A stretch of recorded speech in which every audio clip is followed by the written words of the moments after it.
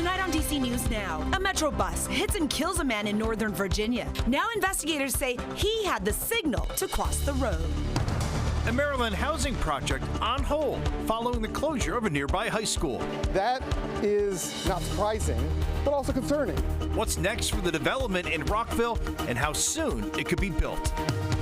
It's going to be toasty out there for your Wednesday, and we're still tracking dry conditions before more wet weather returns for Thursday and Friday. The latest timing on that coming up. The President of the United States does not get to break the law simply because he does not like the fact that the state did not vote for him. New reactions continuing to pour in now that the federal judge is keeping construction of the new FBI headquarters in Maryland, which blocks the Trump administration's attempts to move it down the street in the district. You're watching the station covering all of the DMV. This is DC News Now. Hi, everyone. Thank you for joining us tonight for DC News Now at 9 o'clock. I'm Chris Flanagan. And I'm Susan Tran. Tragedy in Northern Virginia. Neighbors asking, how could a man, given the right of way to cross the road, could he be hit and killed by a Metro bus? DC News Now's Ben Dennis joining us live near the scene there, Bailey's Crossroads. So, Ben, how could this happen? Well, you would think that the man was doing everything right. He was given the all clear to go across that crosswalk. Fairfax County Police say a Metro bus was stopped at a red light right here on Columbia Pike, was given the green, took a turn to go up the hill, and that's when the man was hit in the crosswalk. I caught up with people who frequently walk along this very busy corridor, and they all wonder how something like this could happen. Part of a busy 4-lane highway in Fairfax County, blocked by police tape Sunday night. Officers say 59-year-old Adam Ali of Idlewood was hit by the front of a Metro bus where the driver turned onto Carlin Springs Road from Columbia Pike just after the light had turned green. Ali was reportedly in the crosswalk with the crossing signal on when he was hit. Condolences to the family. That is very sad. The ordeal just after sunset remains under investigation. While the complete story remains untold, frequent walkers have different perspectives on the safety of the intersection. I cross a lot of major intersections in my car when I'm running, and I don't think it's any more dangerous than any other major intersection. A lot of cars, they usually go by even if the light is red. There's a lot of incoming traffic and just a lot of people, not really paying attention. Police say Ali died at the hospital. The Metro bus driver was not hurt and stayed on the scene. And as of now, alcohol and drugs do not appear to be factors for the driver. Still, those I spoke with agreed they give some intersections a second look before deciding to be on their way. At the end of the day, people have the right of way. They should be given access to cross the street regardless if there's traffic or if they're running late for a stop. Police say they are still looking for more information. It is also unclear if the driver could potentially face any charges. I asked Metro if that driver was taken off of the work schedule, and to provide more comments here, they said they don't comment on personnel issues. In Fairfax County, Ben Dennis, DC News Now. Ben, thank you. Staying in Northern Virginia now, and we're learning the identity of the woman who was found stabbed to death in the parking area right near Great Falls. Fairfax County Police saying that Carmen Pooch was discovered near her 2011 Honda Civic. A man out for a run found her body near the Difficult Run Park around 7 yesterday morning. Investigators are still processing all the evidence and looking to identify a suspect. If you have any information, police want to hear from you. In the district, 6 current and former DC police officers will be charged for falsifying timesheets within the department. The Attorney General for DC says they're facing public corruption charges. Brian Schwab alleges officers were paid nearly $441,000 for overtime that they never worked. He also claims they forged supervisor approvals and changed overtime records.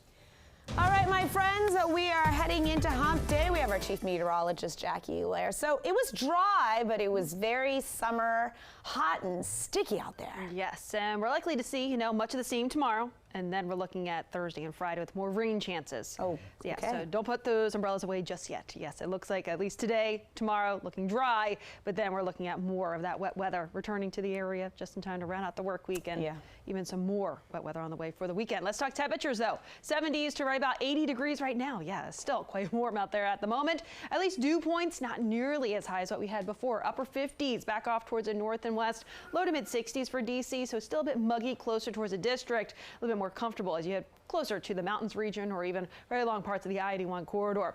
A wider view satellite and radar showing us high pressure back out towards our west. We have a front well down towards our south and a stationary front back out towards the Midwest. So here we're kind of sandwiched in between. So we're looking at still quiet conditions through the rest of this evening and as we look ahead towards tomorrow too. So overnight lows tonight back in those 60s to the north and west, low 70s for DC, Annapolis as well. As we look towards tomorrow, a little bit more of the heat building back in. Upper 80s, especially outside of the Beltway, but it should be right around 90 for the district for your Wednesday. So yes, still looking dry out there for tomorrow. Let's look towards Thursday and Friday. More rain, thunderstorm chances too, so I'll time that out coming up. All right, Jackie, we'll see you then. All new tonight in Maryland, a mixed-use development project in Rockville for homes and shops is now on hold. A city leader saying that interest in the plans plummeted when the Montgomery County School Board decided to move Wooten High School next year. DC News Now's Daniel Hamburg tells us what's next for the project. Just off Wooten Parkway is a plot of land only partially developed by the company EYA. Plans for the village at Rockshire now on pause. I'd probably do the same thing. If I specifically chose this lot because of the high school, would you not also drop out? After construction began last year, Councilmember Adam Van Grack says the sales trailer and development signs were recently removed. This is literally, in my opinion, just the first indication of the economic events or economic causations that are going to come from the closing of Wooten High School. In March, the Montgomery County School Board voted to permanently move Wooten High School into the new Crown High School building starting next school year. Neighbors have wanted to see this empty lot near Wooten be revitalized. Well, it's a shame. I mean, certainly this community's been, centered around Wooten High School for a long time. Great area to live, and I think there was, excitement around actually bringing housing to this community. EYA said in a statement the company is currently negotiating an agreement with a trusted and experienced home builder to complete the residential portion of the village at Rockshire. Van Grack says it goes to show the impact that Wooten High School has on this neighborhood. The fact that there has been some ripple effects to the economic and residential development of our neighborhood, whether it's going to be a short-lived pause or not, is something that we're predicting. And I'm truly hopeful that it isn't more significant. Original plans call for 60 new homes, including affordable housing, retail space, and a park. I'm glad that they believe the pause is going to be short-lived, and therefore the new buyer will come in. And I'm looking forward to seeing what the new buyer is going to put forward. They say it's going to be the same plans that they put forward with the city of Rockville, so it doesn't need further approval. EYA says they're committed to making this transition as seamless as possible for people who have purchased homes. In Rockville, Daniel Hamburg, DC News Now. Now to the decades-old battle over a new home for the FBI. It continues. A federal judge ordering the new headquarters to continue to be plotted and built in Greenbelt, Maryland. And this blocks the president's plan to relocate the agency a few blocks from its current home in the district. DC News Now's Mario Carbone tells us what the judge said about that ruling. A judge calling those efforts to relocate the FBI here to the Reagan building unlawful, and that it would cause serious harm to Prince George's County, which was banking on those billions of dollars of economic development. In Greenbelt, Maryland, this 61-acre plot of land near the metro station is slated for a major facelift again. The original decision was upheld. Monday, a judge ruling the new FBI headquarters must be built in the Prince George's County city, calling the president's plan to move the agency to the Ronald Reagan building in D.C. unlawful. I think it's good economically for the area. Greenbelt was awarded the bid for the project in 2023 under the Biden administration, and Congress allocated $1 billion for it. And I think FBI would add a new avenue for work and employment, and that will bring a lot of people here, and hopefully that will help to enhance the area in general. But in July of 2025, under the Trump administration, the FBI and General Services Administration reversed the plan, redirecting $555 million to relocate the agency a few blocks away to an existing federal building. The judge ruling the agencies don't have the authority to do that, halting the diversion of any funding. The President of the United States does not get to break the law simply because he does not like the fact that the state did not vote for him. Maryland Governor Wes Moore. We show that Maryland is a place that we can both build the facility quickly, we can get it done cost effectively, we can have it be near Metro. In a statement, a spokesperson for the GSA says in part, an activist judge is wasting taxpayer dollars in yet another political decision designed to undermine President Trump and his America First agenda. GSA will not pursue an inferior approach approach in cost, speed, and value. And you can read the full GSA statement on our website. It is also likely that the Trump administration will challenge this ruling in court. Reporting downtown, I'm Ariel Carbone, DC News Now. The plans continue decades earlier and now more days to come. A new high school in Northern Virginia is ready to welcome students in for the first day of class next week. Nearly 1,000 kids will be part of the inaugural class at Skyview High School in Herndon.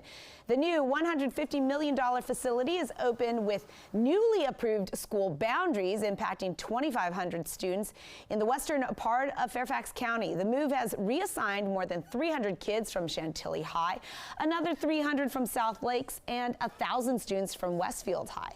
Some families raised concerns about the school assignments, transportation, safety, and shrinking the capacity at other campuses. We're a comprehensive high school, and so, just like all schools in Fairfax County, we do the basics and do the basics really well. And I think the other side of that are the 3 pathways, and those are robotics, technology, and aerospace. The first day of class at Skyview High School is next Monday, August 24th. And in Maryland, kids in Prince George's County will have a longer school day. 5 minutes will be added to the end of the day.